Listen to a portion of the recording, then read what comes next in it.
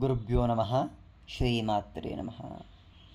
ಸೃಷ್ಟಿಸ್ಥಿತಿಲಯಕಾರಿಣಿ ಸಮಸ್ತ ಬ್ರಹ್ಮಾಂಡವನ್ನು ತನ್ನ ಆಟದ ವಸ್ತುವಂತೆ ಮಾಡಿಕೊಂಡು ತನ್ನ ಇಚ್ಛೆ ಬಂದಂತೆ ನಡೆಸ್ತಾ ಇರುವಂತಹ ಮಹಾಭಟ್ಟಾರಿಕೆ ತ್ರಿಪುರ ಸುಂದರಿ ಶ್ರೀ ರಾಜರಾಜೇಶ್ವರಿ. ಯಾವುದು ಅವಳಿಗೆ ಅಸಾಧ್ಯ? ಮಹಾಪ್ರಳಯ ಕಾಲದಲ್ಲಿ ಆ ಪ್ರಳಯದ ಸಾಕ್ಷಿಭೂತಳಾಗಿ ನಿಲ್ಲುವ ಏಕೈಕ ಮಹಾಶಕ್ತಿ ಆ ಪರಾಶಕ್ತಿ. ಸೃಷ್ಟಿ ಕಾರ್ಯವಾಗುವಾಗ ಬ್ರಹ್ಮಸ್ವರೂಪದಲ್ಲಿ, ಪಾಲನೆಯನ್ನು ಮಾಡುವಾಗ ಮಹಾವಿಷ್ಣುವಿನ ಸ್ವರೂಪದಲ್ಲಿ, ಲಯ ಮಾಡುವಾಗ ರುದ್ರ ಸ್ವರೂಪದಲ್ಲಿ ನಿಂತು ಸಮಸ್ತವನ್ನು ತನ್ನೊಳಗೇ ಧಾರಣೆ ಮಾಡಿಕೊಳ್ಳುವಂತಹ ಆ ಚೇತನಾ ಶಕ್ತಿಯನ್ನು ಅನೇಕ ಹೆಸರುಗಳಿಂದ ನಾವು ಕರಿತಾ ಹೋಗ್ತೇವೆ. ದುರ್ಗೆಯಾಗಿ, ಕಾಳಿಯಾಗಿ, ಚಂಡಿಯಾಗಿ, ಮಹಾಮಾಯೆಯಾಗಿ, ಕಾಮೇಶ್ವರಿಯಾಗಿ, ಲಲಿತಾಂಬಿಕೆಯಾಗಿ ಅನೇಕ ಹೆಸರುಗಳಿಂದ ನಾವು ಕರೆದರೂ ಅವಳು ಎಲ್ಲ ಹೆಸರುಗಳಿಗೂ ಹೋಗೊಟ್ಟು ತನ್ನ ಭಕ್ತರ ಇಚ್ಛೆಗಳನ್ನು ಈಡೇರಿಸ್ತಾ ಹೋಗ್ತಾಳೆ. ಆ ಮಹಾಪ್ರಳಯ ಕಾರಣದ ಪ್ರಳಯವನ್ನು ನೋಡುವ ಸಲುವಾಗಿಯೇ ಅವಳು ಅನೇಕ ಬ್ರಹ್ಮಾಂಡಗಳನ್ನು ಕ್ಷಣಮಾತ್ರದಲ್ಲಿ ನಾಶ ಮಾಡ್ತಾಳೆ, ಕ್ಷಣಮಾತ್ರದಲ್ಲಿ ಅದನ್ನು ಮತ್ತೆ ಪುನರ್ನಿರ್ಮಾಣ ಮಾಡ್ತಾಳೆ.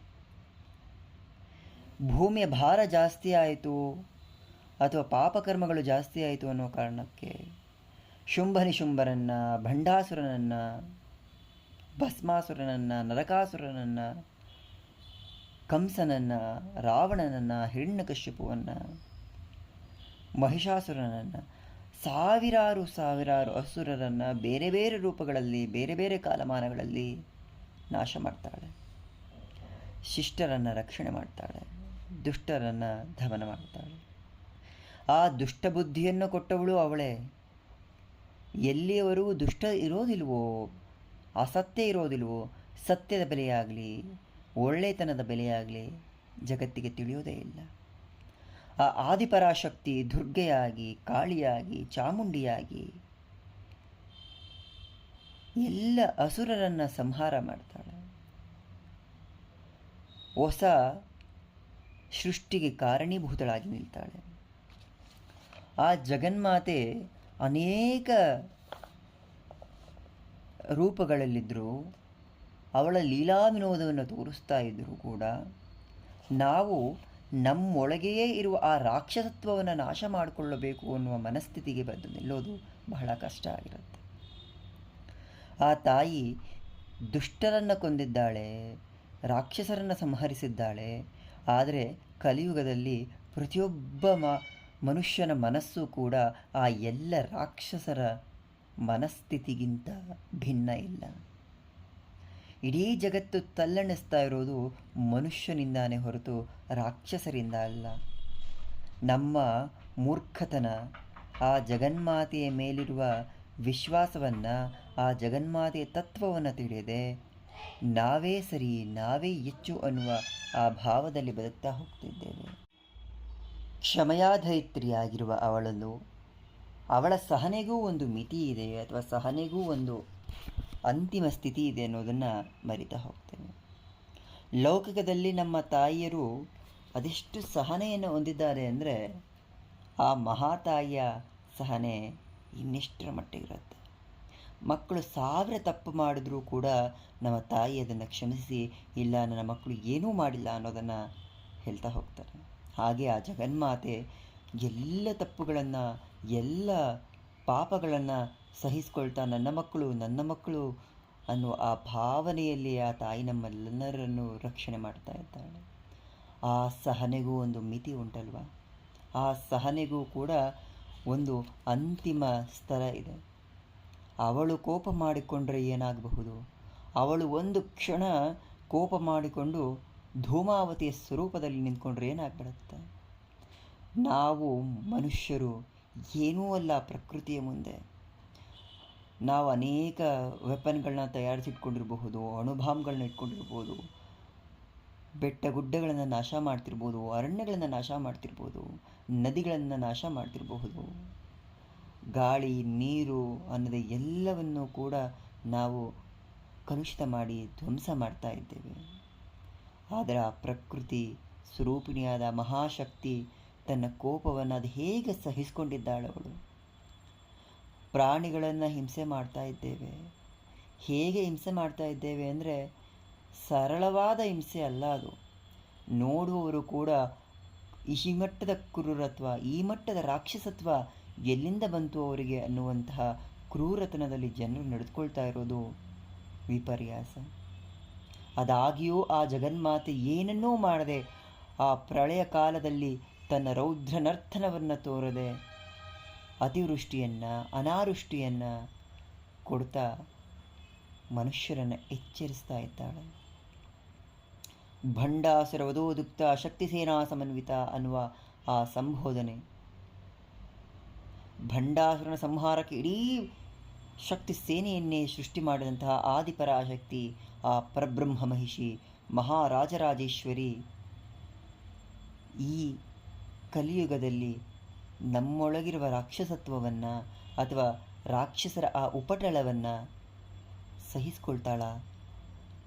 ದುಷ್ಟರನ್ನು ಸಂಹರಿಸಿ ಶಿಷ್ಟರನ್ನು ರಕ್ಷಣೆ ಮಾಡ್ತಾಳ. ಅನೇಕ ಸಮಸ್ಯೆಗಳಾಗ್ತಿದೆ. ಈ ಮಟ್ಟದ ಹಿಂಸೆ ಮಾಡ್ತಾ ಇದ್ದಾರೆ, ರಾಕ್ಷಸತ್ವ ಇದೆ. ಎಲ್ಲಿದ್ದಾಳ ತಾಯಿ? ಯಾಕೆ ಅವಳು ಶಿಕ್ಷೆಯನ್ನು ಕೊಡ್ತಾ ಇಲ್ಲ?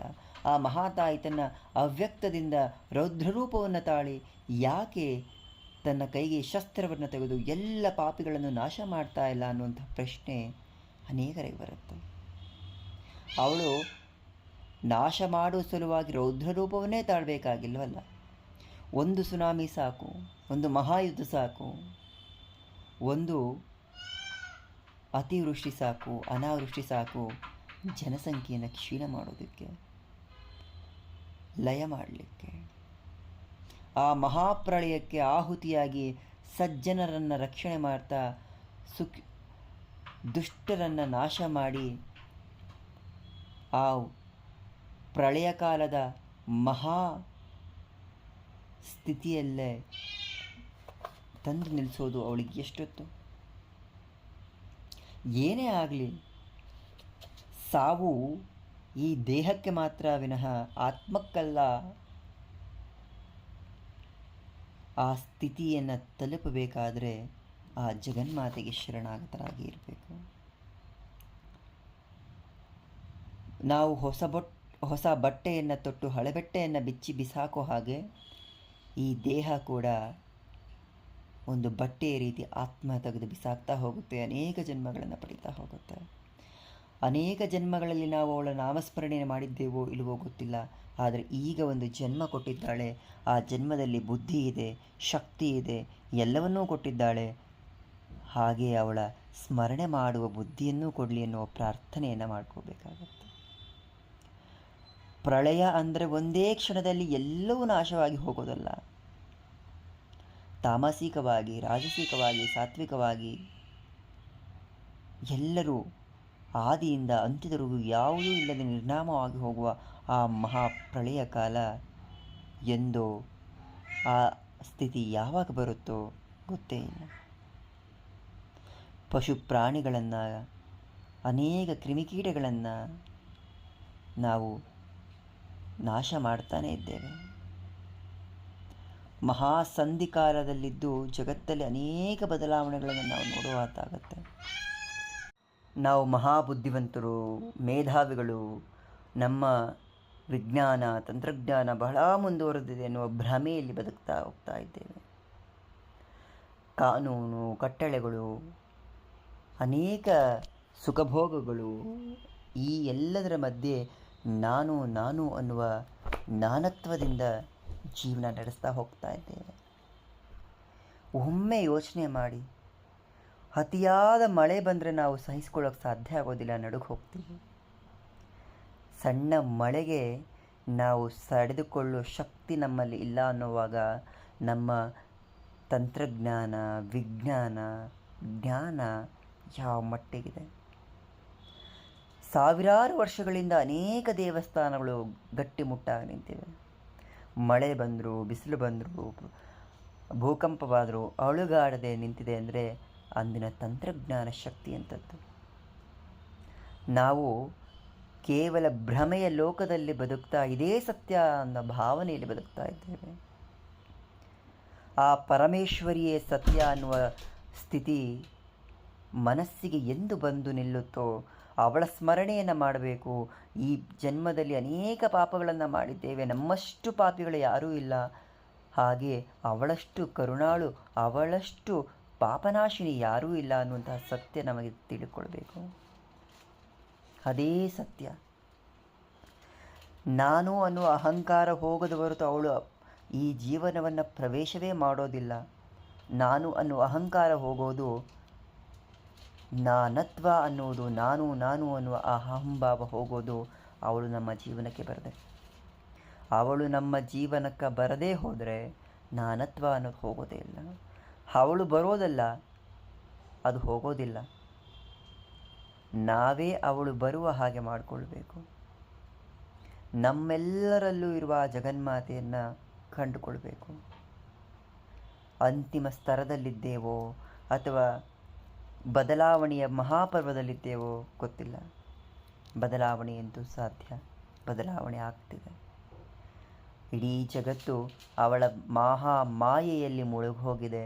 ಅದು ಎಂದು ನಾಶವಾಗ್ಬಿಡುತ್ತೋ ಗೊತ್ತಿಲ್ಲ.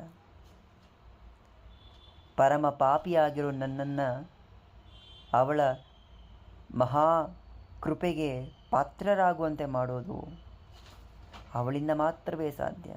ನಮ್ಮಷ್ಟು ಪಾಪಿಗಳ್ಯಾರೂ ಇಲ್ಲ, ನಮ್ಮಷ್ಟು ಅಜ್ಞಾನಿಗಳ್ಯಾರೂ ಇಲ್ಲ. ಆ ಅಜ್ಞಾನವನ್ನು ತೊಳೆದು, ಮಹಾಪಾಪವನ್ನು ತೊಳೆದು ನಿಲ್ತು ರಕ್ಷಿಸುವವಳು ಆ ಏಕೈಕ ಸತ್ಯ ಸ್ವರೂಪಿಣಿ, ಪರಬ್ರಹ್ಮಸ್ವರೂಪಿಣಿ ಲಲಿತಾ ಪರಮೇಶ್ವರಿಯೇ. ಅವಳದ್ದೇ ಎಲ್ಲ ರೂಪ. ಅವಳು ದುರ್ಗೆಯಾಗಿ ನಿಂತ್ಕೊಳ್ತಾಳು, ಕಾಳಿಯಾಗಿ ನಿಂತ್ಕೊಳ್ತಾಳು, ಚಂಡಿಯಾಗಿ ನಿಂತ್ಕೊಳ್ತಾಳು. ಅಂತಿಮ ಸತ್ಯ ಒಂದೇ. ಎಲ್ಲ ರೂಪಗಳಲ್ಲೂ ಇರುವವಳೊಬ್ಬಳೆ. ಸರ್ವರೂಪಮಯೀ ದೇವಿ, ಸರ್ವಂ ದೇವಿಮಯಂ ಜಗತ್. ಜಗತ್ತು ಭ್ರಮೆಯಲ್ಲಿದೆ. ಆ ಭ್ರಮೆಯಿಂದ ಹೊರಗೆ ಬರಬೇಕಾದ್ರೆ ಅವಳಿಗೆ ಶರಣಾಗಬೇಕು. ಅವಳಿಗೆ ಶರಣಾಗತರಾಗದೆ, ನಿಜ ಸತ್ಯವನ್ನು ತಿಳಿಯದೆ ಭ್ರಮೆಯಲ್ಲೇ ನಾವು ಜೀವನ ನಡೆಸ್ತಾ ಹೋಗಬೇಕಾಗತ್ತೆ. ಶ್ರೀಮಾತ್ರೇ ನಮಃ.